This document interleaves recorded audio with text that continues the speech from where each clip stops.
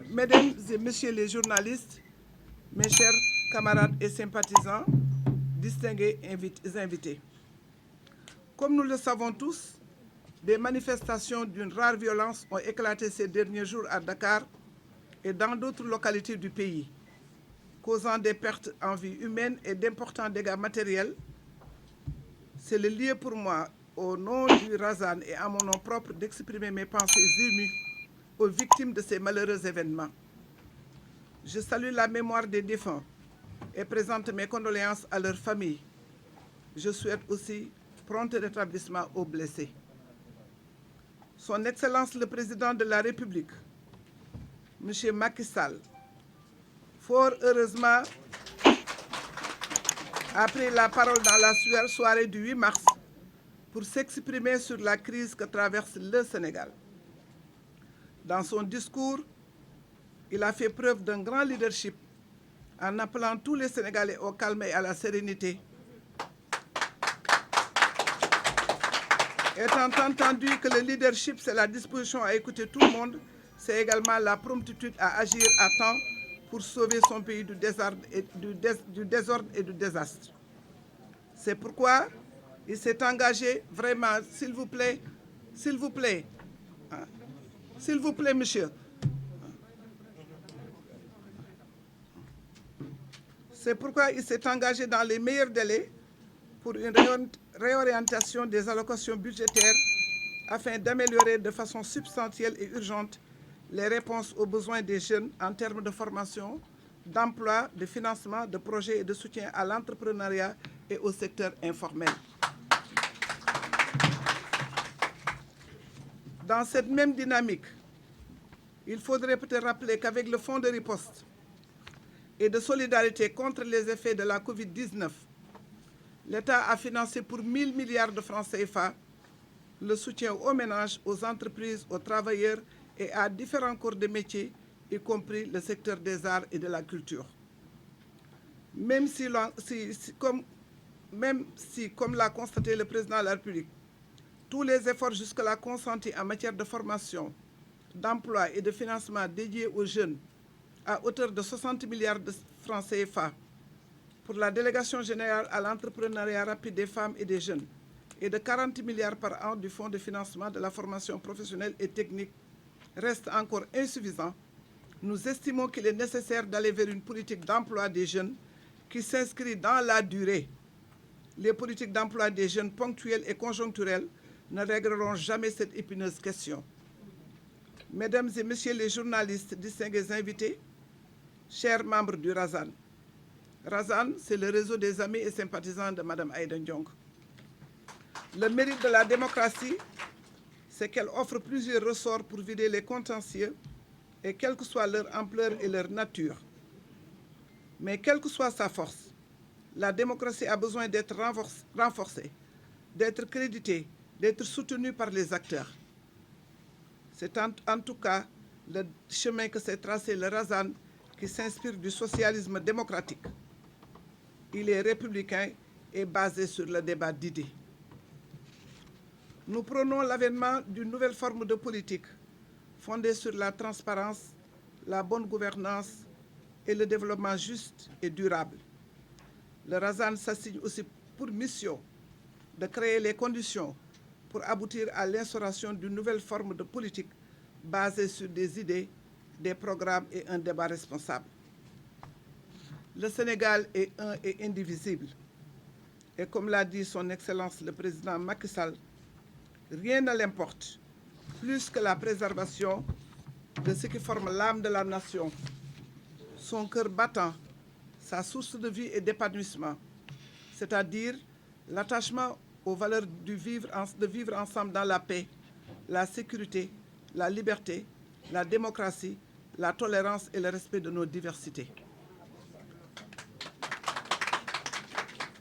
Il faut de part et d'autre, l'on s'efforce à renforcer la démocratie par des conduites de leadership au lieu de surfer sur les passions.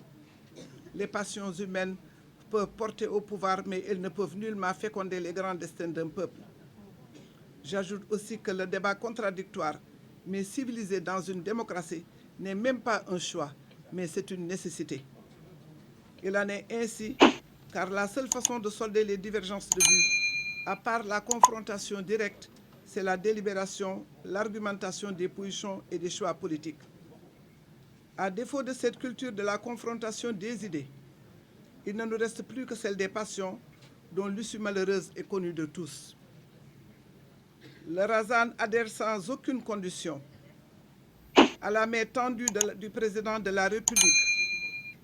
Sous ce rapport, avant que la mémoire ne se fossilise, je souhaite rappeler à ceux qui m'interpellent souvent sur ma décision d'accompagner le président Macky Sall que j'ai fait face dignement dans un passé récent à une machine judiciaire.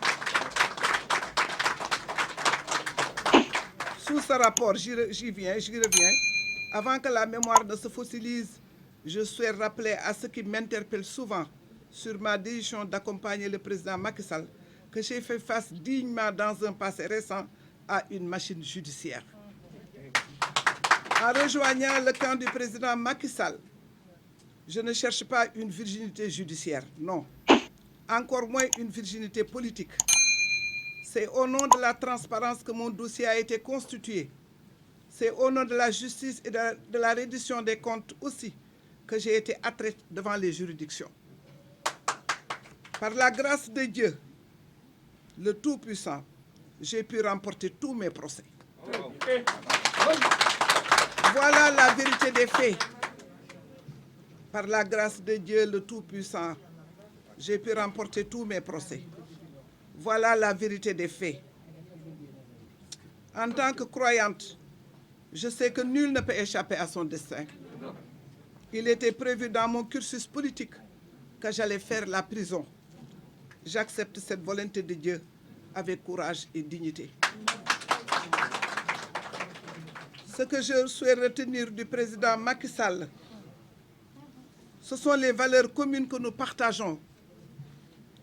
C'est le lieu de rappeler aussi à l'attention de l'opinion nationale et internationale qu'une amitié vieille de plus d'une vingtaine d'années me lie au président Macky Sall, qui restera un frère, un camarade, un compagnon de lutte. Mes chers camarades et sympathisants du Razan,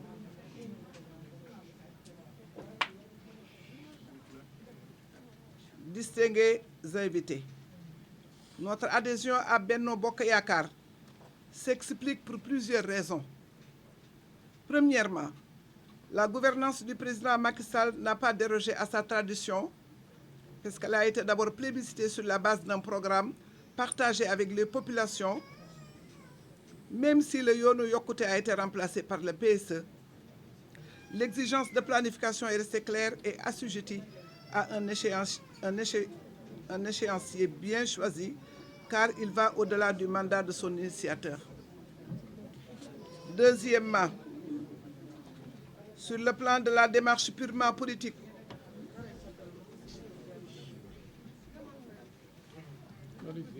le président Macky Sall a su sublimer la culture du partage du pouvoir avec ses alliés et a réussi à porter cette conception altruiste de la politique à un niveau inédit. À mon humble avis, la raison est bien simple. Il a très tôt compris que la gestion solitaire du pouvoir est non seulement passée de mode, mais incompatible avec les exigences du développement et de la citoyenneté active.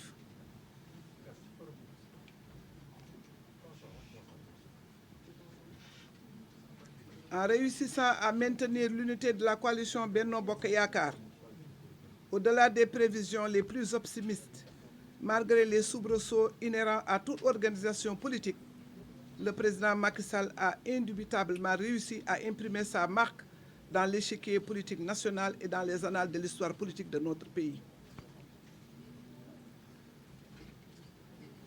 Troisièmement, les grands travaux entamés ou déjà achevés sous son magistère ont directement ou indirectement contribué à cette croissance régulière du pays depuis 2012. Même si la pandémie du coronavirus est venue bouleverser toutes les prévisions, les experts prévoient une reprise de la croissance. La mécanisation de l'agriculture qui a commencé devrait normalement booster ce secteur qui, dans l'avenir, pourrait être la locomotive de la croissance. La diversification des partenaires économiques a permis une concurrence dans certains investissements et par conséquent plus d'opportunités économiques à notre pays. Quatrièmement, la politique sociale du président Macky Sall a comme effet induit la réduction des injustices sociales. Cet homme, d'une vision lointaine, a conscience que la fracture sociale finit par se retourner contre le système et a engendré parfois des tensions qui ralentissent la production, la consommation et par conséquent la croissance. C'est pourquoi il s'est évertué à booster les capacités de certaines couches de la population pour espérer une résorption de la pauvreté à travers la couverture maladie universelle, la bourse nationale de sécurité, etc. Car un pays où les populations sont pauvres et ne peuvent pas accéder aux soins de santé ne peut prétendre à la croissance, encore moins à l'émergence. Le Razan, fort de ses 150 000 membres répartis entre le Sénégal et la diaspora, tend la main à tous les partis et coalitions membres de Benno Bokk Yakaar. Nous venons d'apporter notre modeste expérience et notre part contributive dans le développement du pays pour l'édification d'une société prospère, démocratique, unie dans toute sa diversité et dans toutes ses sensibilités. À partir de ce jour, 1er avril 2021, le Razan rejoint la coalition Benno Bokk Yakaar comme membre actif pour le bien du Sénégal, notre cher pays. Je voudrais à présent me prononcer sur la récente actualité nationale et ceci dit, sauvegardons ce que nous avons en commun, la concorde nationale. Le Sénégal est un et indivisible.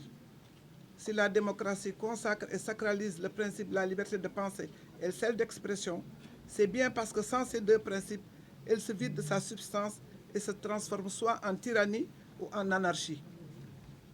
Le seul espoir que nous avons de prémunir notre démocratie contre ces deux excès, c'est d'inciter les citoyens et les différents acteurs politiques à instaurer la culture d'un militantisme réfléchi et de choix politiques motivés par des jugements rationnels. Cette tâche incombe aussi bien aux hommes politiques qu'aux simples citoyens.